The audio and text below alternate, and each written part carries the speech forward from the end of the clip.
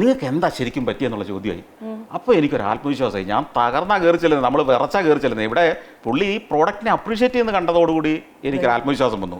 ഞാൻ പറഞ്ഞു, സാറേ പ്രശ്നമൊന്നുമില്ല. പ്രശ്നമെന്ന് പറഞ്ഞാൽ കുറച്ച് ലേബർ ഇഷ്യൂസൊക്കെ കാരണം ഞങ്ങളുടെ പ്രൊഡക്ഷൻ ഡിലേ വന്നു, കൂടാതെ കുറച്ച് ഫിനാൻഷ്യൽ പ്രശ്നങ്ങളുണ്ടായി. പക്ഷേ ഇപ്പോൾ ഞാനാണ് അതിനെ നയിക്കുന്നത്. സാറിന് എൻ്റെ ഒരു പ്ലാനുണ്ട്, അതനുസരിച്ച് ഒരു വർഷം സമയം തന്നാൽ ഈ കുടിശ്ശിക മുഴുവൻ ഞാൻ അടച്ചു തീർത്തോളാം. അത് ഞാൻ മാസം ഇത്ര വെച്ച് അങ്ങ് അടച്ചോളാം.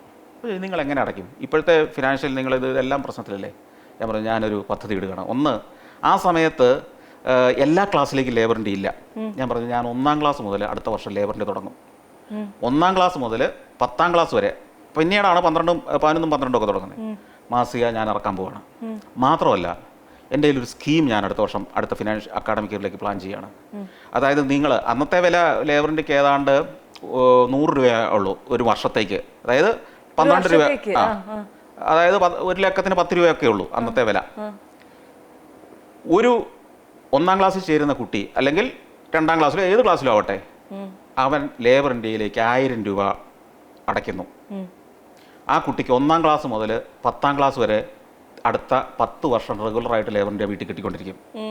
എന്നിട്ട് 10-ാം ക്ലാസ് പാസ്സായി കഴിയുമ്പോൾ ഈ 1000 രൂപ തിരിച്ചും കൊടുക്കും.